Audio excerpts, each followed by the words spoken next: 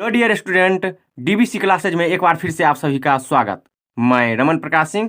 आज हम डिस्कस करने वाले हैं थ्योरम 6.1, जिसे थेल्स थ्योरम कहते हैं या basic proportionality theorem, BPT short में बोलते हैं। तो थेल्स थ्योरम क्या कहता है? देखिए, यदि किसी त्रिभुज की एक भुजा के समांतर अन्य दो भुजाओं को भिन्न भिन्न बिंदुओं पर प्रतिच्छेद करने के लिए एक रेखा खींची जाए तो ये अन्य दो भुजाएं एक ही अनुपात में विभाजित हो जाती है। इसका क्या मतलब?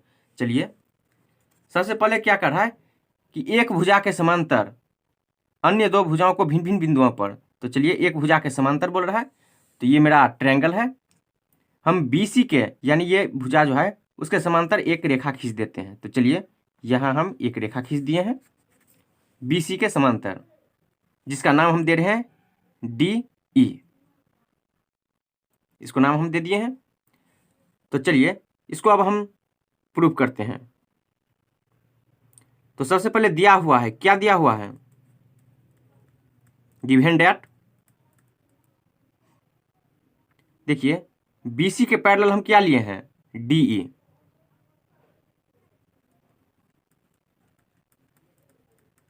ये दिया हुआ था, ये बोल रहा था कि एक भुजा के समांतर अन्य दो भुजाओं को भिन्न भिन्न बिंदुओं पर प्रतिच्छेद करता है। तो चलिए मुझे प्रूफ क्या करना है?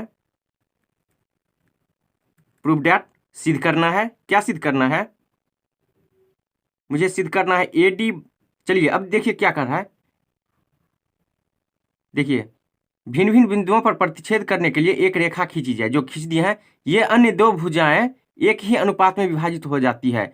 ये जो मेरा रेशियो होता है A D by D B is equal to होगा ए ई बाय ई सी। यही इसका मतलब हुआ, यानी इसका रेशियो ये डिवाइडेड बाई ये इक्वल टू होगा ये डिवाइडेड बाई ये। तो इसको हम ऐसे लिख देते हैं A D by D B is equal to होगा ए ई बाय ई सी के। यही बोल रहा है। ये इसका डिवाइड जो होगा यानी रेशियो वो इक्वल होगा इसके। तो अब हम इसमें कुछ कंस्ट्रक्ट करते हैं, रचना। क्या? तो देखिए हम सब अब क्या कर रहे हैं कि डी ई को मिला दिए हैं, फिर बी और ई को मिला दिए हैं। तो जो हम किए हैं उसको हम लिख देंगे रचना।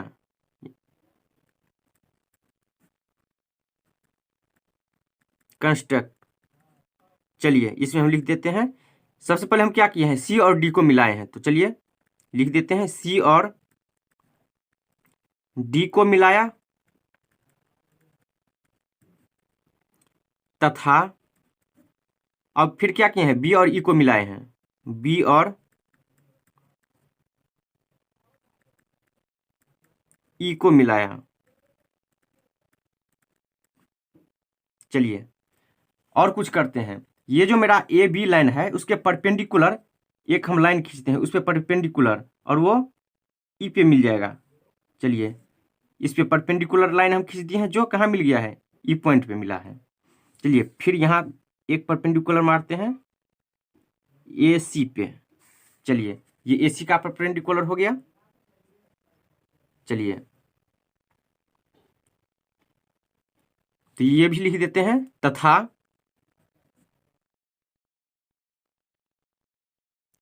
E N. चलिए इसको हम लाइन दे देते हैं कुछ नाम एन, और इसको हम एम बोल देते हैं। तो चलिए ई एन जो है किस पे परपेंडिकुलर है? ए बी पे। तो लिख देते हैं ई एन परपेंडिकुलर। इसका मतलब होता है लंब। परपेंडिकुलर किस पे है? ए बी पे। और ये जो डी एम है वो परपेंडिकुलर किस पे है? ए सी पे। चलिए इसको हम ऐसे लिखते हैं। तो इसको आप डॉट डेट लाइन से भी लिख सकते हैं, डॉट लाइन से भी लिख दीजिएगा, अच्छा रहेगा, ताकि लगेगा कि ये कंस्ट्रक्ट किया हुआ है। चलिए अब हम कुछ करते हैं। क्या करते हैं? चलिए सबसे पहले देखिए क्या कह रहा है कि A D by D B और ए ई बाई ई सी, ये मुझे प्रूव करना है। तो ए डी देखिए तो किस ट्रायंगल में आ रहा है?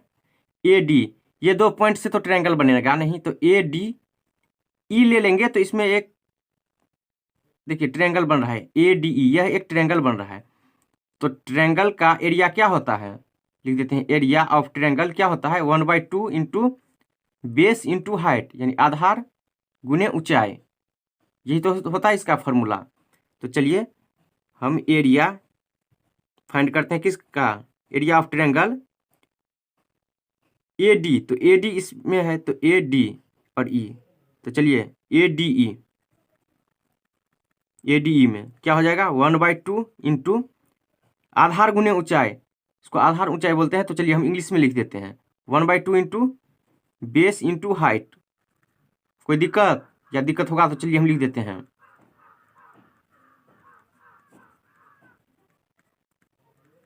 चलिए 1/2 इंटू बेस, बेस क्या हो जाएगा, ये मेरा बेस होगा AD, तो AD इंटू परपेंडिकुलर क्या होगा, परपेंडिकुलर इस पे क्या है देख लीजिए, ये है, तो हाइट यही हो जाएगा EN, ये EN हो गया। इसको चलिए फर्स्ट इक्वेशन हम बोल रहे हैं।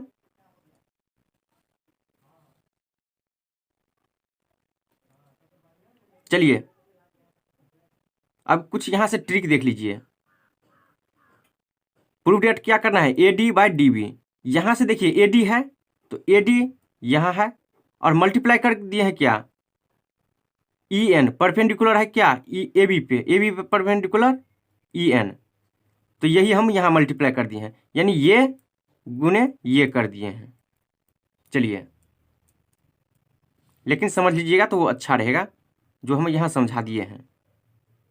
चलिए अब फिर एरिया फाइंड करते हैं, पुनः नहीं तथा लिख देते हैं एरिया ऑफ ट्रायंगल। देखिए यहाँ क्या है DB, तो DB से बनने वाला कोई ट्रायंगल बताइए, D यहाँ है और B किधर गया, B यहाँ है, तो DB, तो एक बच गया है क्या E, ये ट्रायंगल।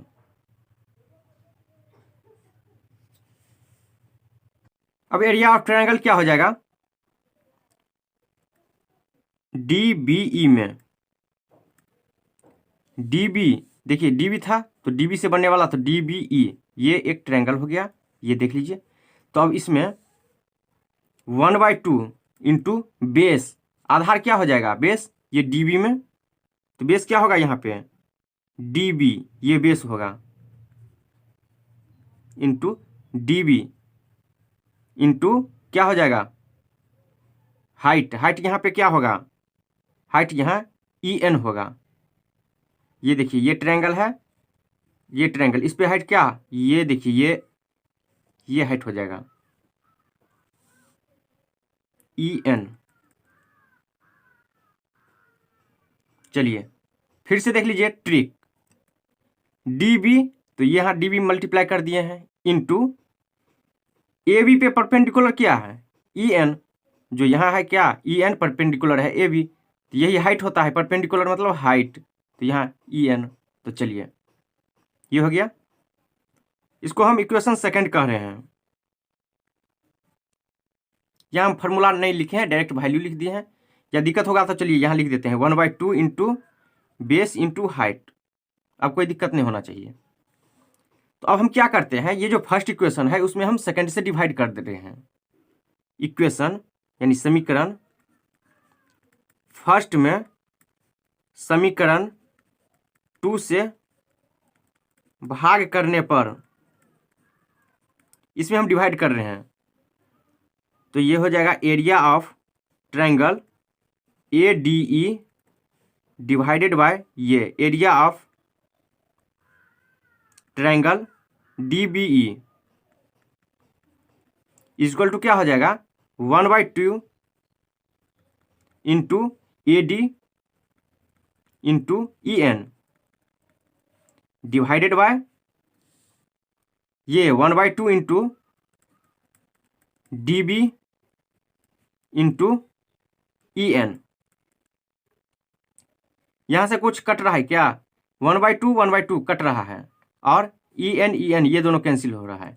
चलिए AD/DB बच गया, इसको हम सेकंड नहीं थर्ड इसको बोल रहे हैं, तो ये थर्ड, ये फर्स्ट सेकंड हो गया, ये थर्ड इक्वेशन हो गया। चलिए और क्या कह रहा है, ए ई वाई ई सी, तो ए ई खोजते हैं, ए ई से बनने वाला कोई ट्रायंगल। चलिए ए ई से बनने वाला क्या, डी, ये देखिए ए ई डी, ये ट्रायंगल आ रहा है, देख लीजिए।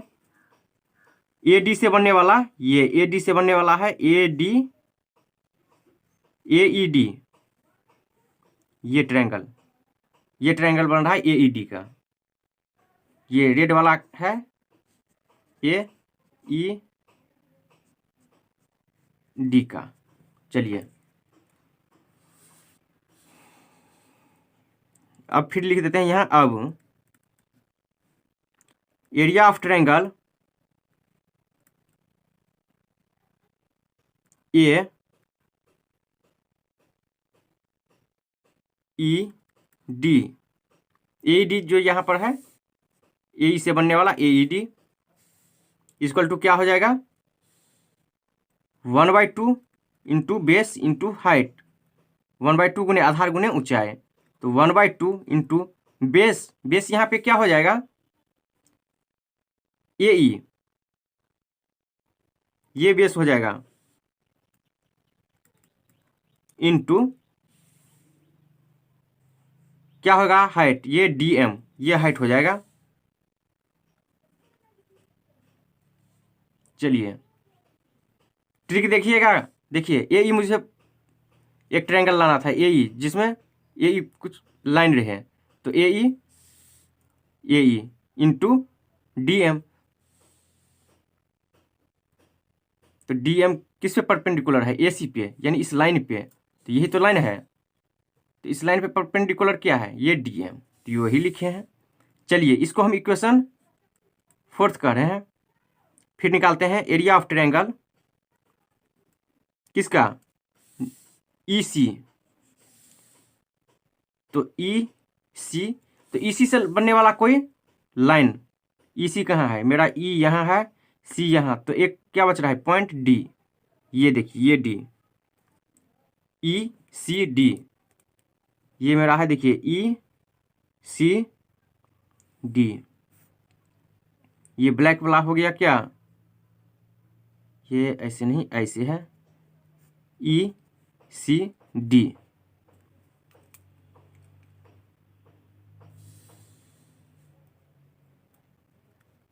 Is equal to 1/2 into base into height, 1/2 गुने आधार गुने ऊंचाई, तो 1/2 इंटू बेस, बेस क्या हो जाएगा ई सी, देखिए ये इस ट्रायंगल में बेस हो जाएगा ई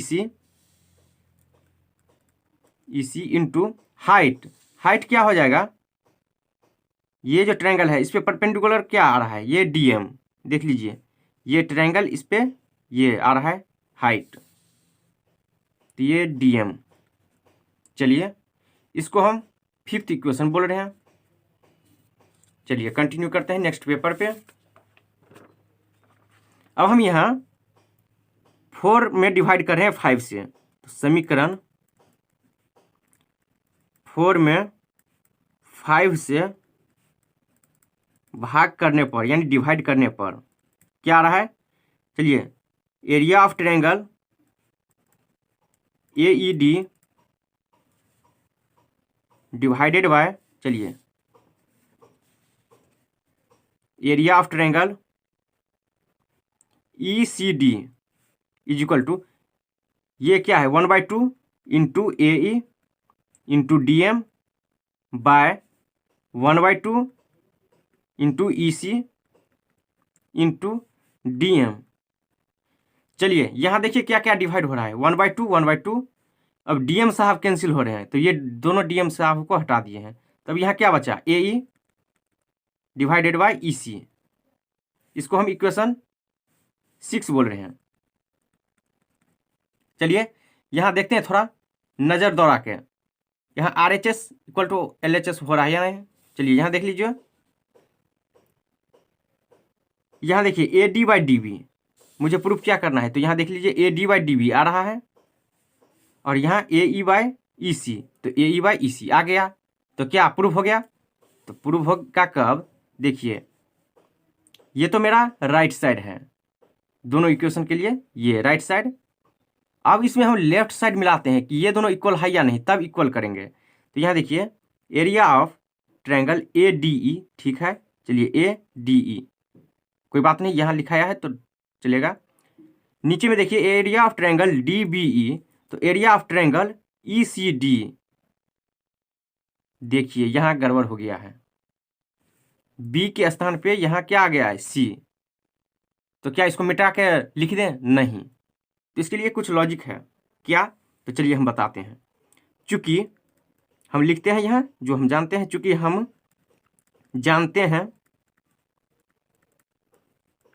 जब दो त्रिभुज एक ही आधार पे बने हो तथा दो समांतर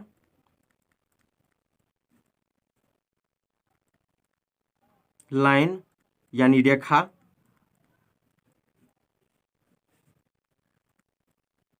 के बीच बनी हो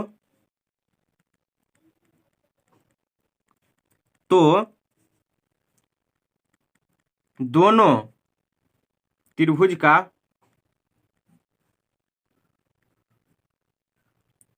क्षेत्रफल यानी एरिया समान होगा। तो समान होता है, क्या मतलब इसका? तो चलिए देखते हैं यहाँ क्या मतलब है इसका।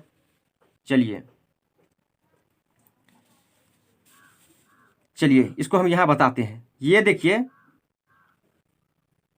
क्या कह रहा है कि जब दो त्रिभुज एक ही आधार पे बने हो और दो समांतर लाइन के बीच, दो समांतर लाइन क्या है? एक है क्या? बी सी, दूसरा क्या है? डी ई, ये डी ई हुआ, ये डी ई बी सी। चलिए यहाँ एक ट्रायंगल ऐसा है आपका,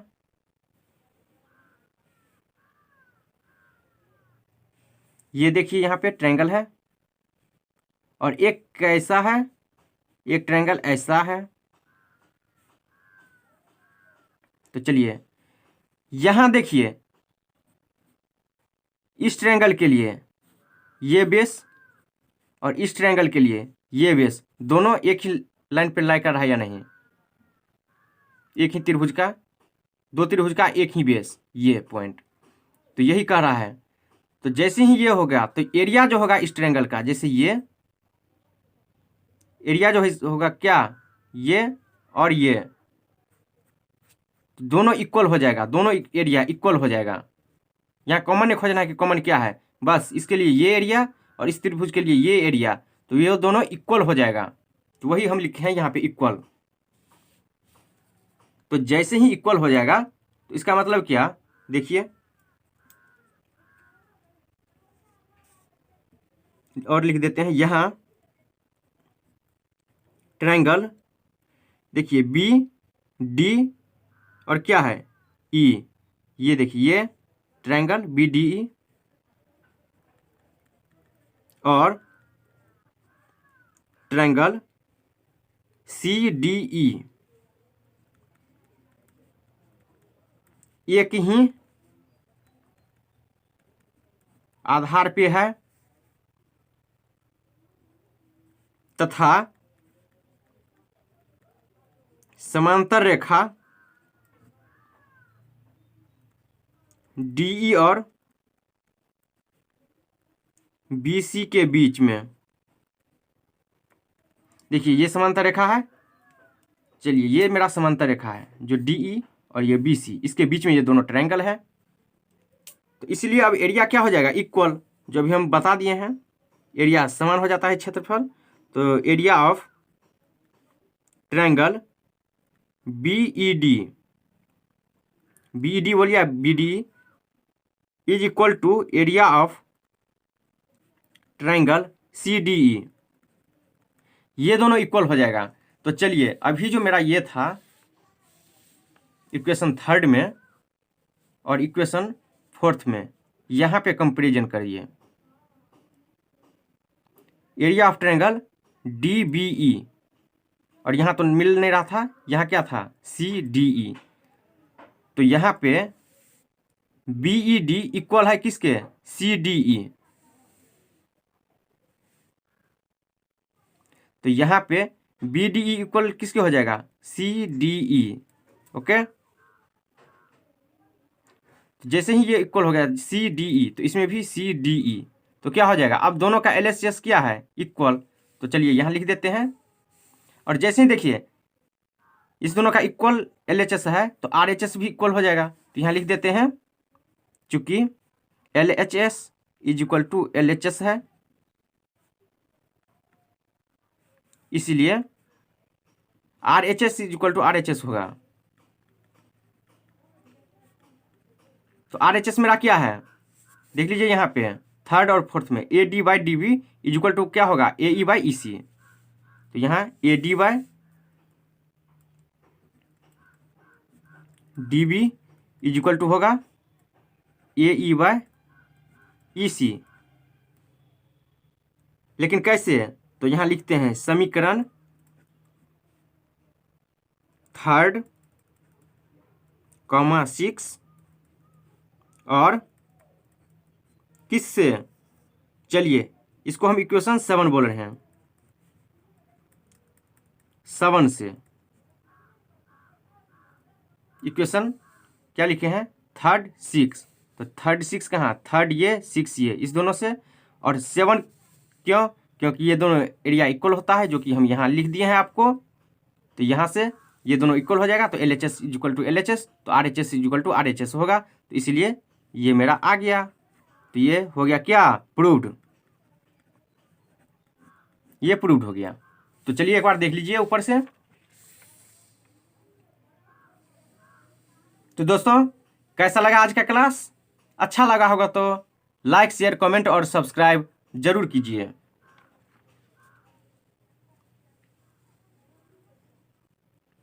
धन्यवाद, इस वीडियो में इतना ही।